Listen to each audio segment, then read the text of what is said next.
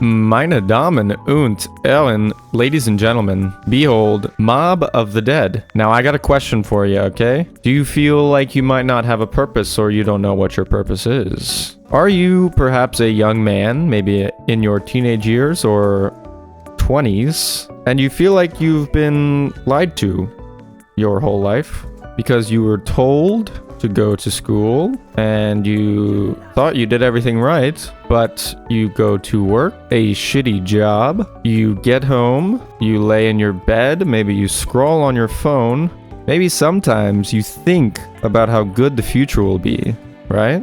You say to yourself, oh, well, I'm dead now. You say to yourself, oh, well, I'm only 18 years old. You know, got a whole life ahead of me. And then you find yourself saying, oh, I'm only 19 years old. I've got my whole life ahead of me. And then you find yourself saying, oh, I'm only 23. I've got my whole life ahead of me. And you realize that you're driving around in the same town that you were 5 years ago when you first made this statement. You realize you're doing the same things that you were doing 5 years ago. You might even be listening to the same songs as you drive down the same road that leads to the house that you grew up in. Maybe you even told yourself when you were younger that, you know, you'd be out of here. You'd be doing this or doing that. You'd have, you know, maybe success in some sort of field of work. You know, you might be living it up in New York City or something, you know, maybe you thought you'd have visited Europe or some exotic place, you know, and you just keep telling yourself that, you know, you're so young and obviously it has to turn around, right? Surely it must get better than this, right? I mean, because it can't just be the same thing every single day. I'm here to tell you folks, it is going to be the same thing over and over every single day unless you do something about it. What do you do about it? I don't know. I don't have the answer to that yet. See, it seems this country and the world even is having a sort of crisis when it comes to young men specifically.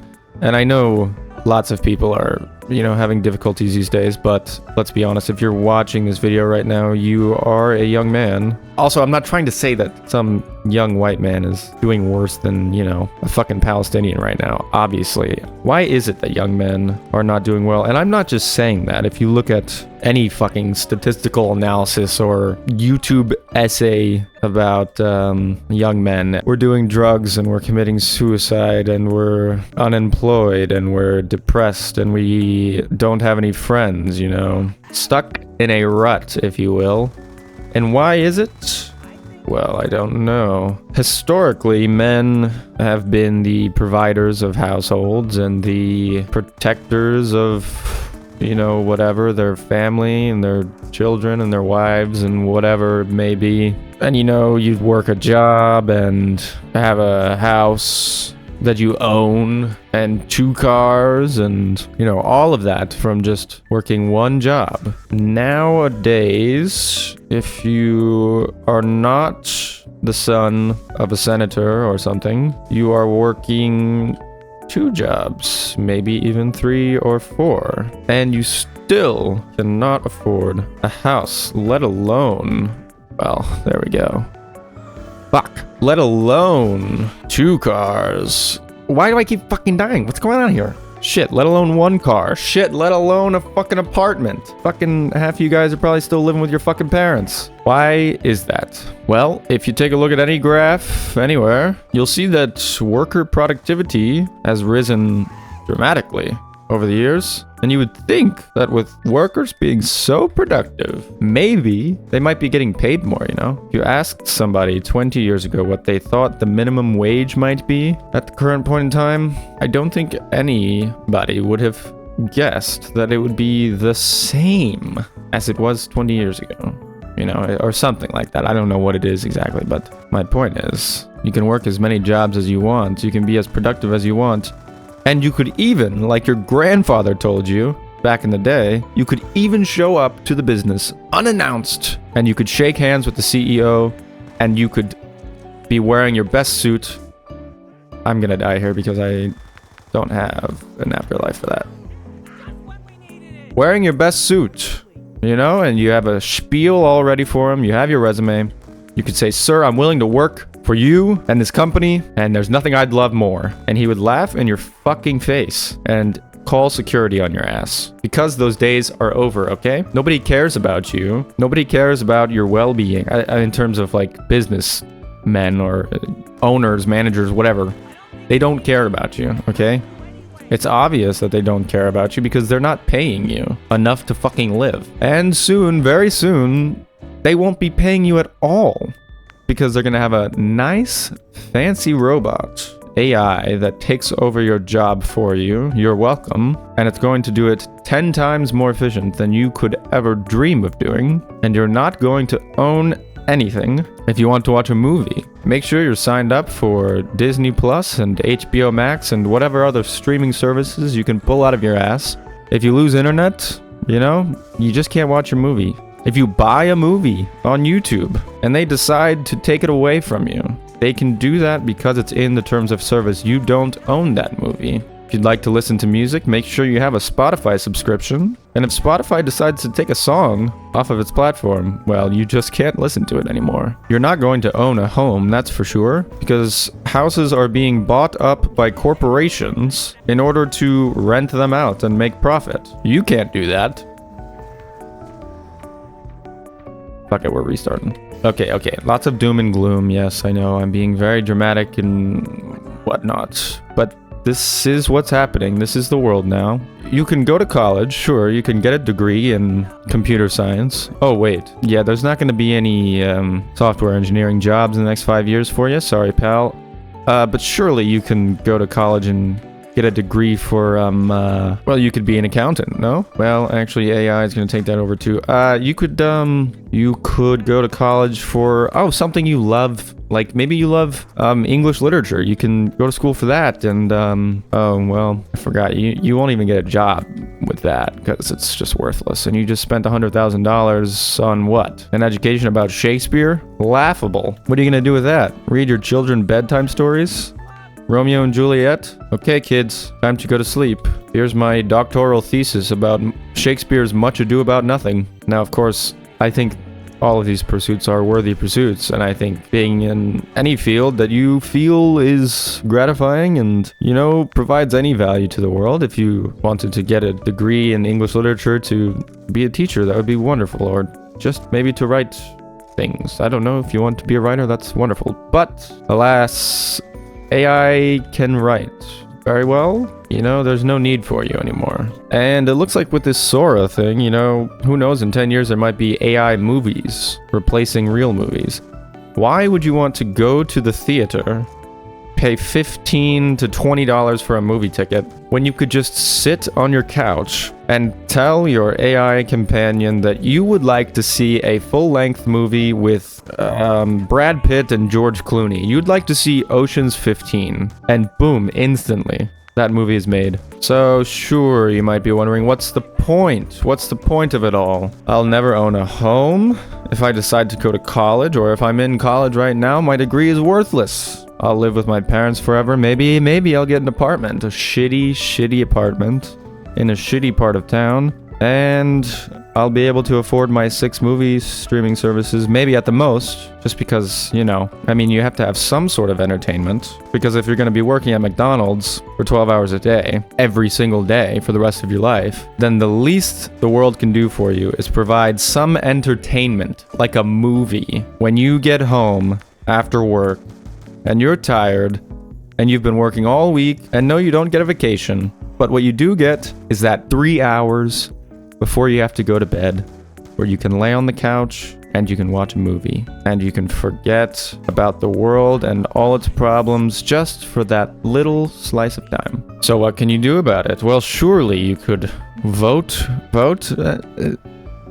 for change? Well, here's the thing, buddy. You vote for a Republican with their promises of economic freedom and prosperity, lowering grocery prices. Oh, how wonderful it would be. But wait, we have one right now in office who said those things. In fact, need I remind anyone, he said he would do them. He said he would lower grocery prices on day 1. He said that. multiple times. He said, you vote for me and I promise you, the first day I'm in office, grocery prices will be lowered. He told you that you will be better financially and that your pockets would be so full and that this country would never be in a better spot than it was under him. And look at where you are now. You're in the same place. Okay, sure. So what? You vote for a Democrat? And who was in office before this guy? Oh, a Democrat? But he made it better, right?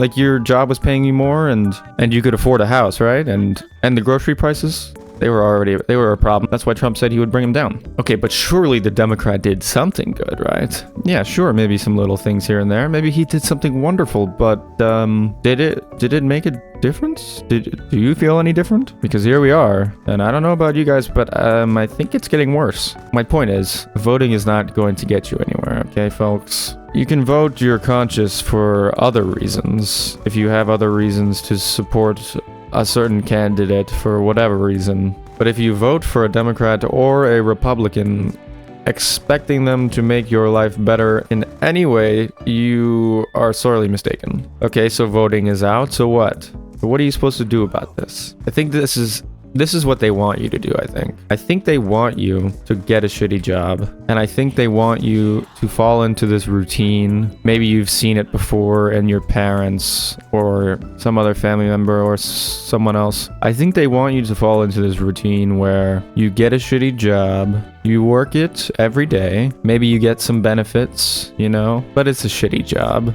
And you don't like it, you don't enjoy it. You don't feel the fruits of your labor. You don't care about whatever work you're doing. So it's meaningless. And every day you go in there and you do the same thing and you come home and here's what else they want you to do. They want you to truly cherish those few hours that you have off of work when you get home and you're sitting on the couch and they want you to start drinking. Yeah, they're going to advertise the shit out of that. Those beers and those wines. Yeah, they want you to start drinking away. So that way you don't think about what's going on. You don't even have time to think about what's going on. You don't have the money to think about what's going on. You only have a few hours a day off work. So you might as well use those hours to sit there, enjoy a movie, and drink yourself to sleep. And they are eating that shit up. They love that shit. They are so happy that you chose to just sit there and take it like a good boy. Like a good little boy. They're fucking cherishing it. So I don't know. If you want to know what to do, if you came to this video thinking that I might tell you what to do, I can tell you what not to do. And it's everything I just said. Because that's what they want you to do. And I can tell you right now, if they want you to do something, you just fucking do the opposite. Oh yeah, and do you know how that story ends? The path that they want you to go down? It ends with you dying. And on your deathbed, you look back and you think about all the wonderful things you might have done in your life. All the places you've traveled.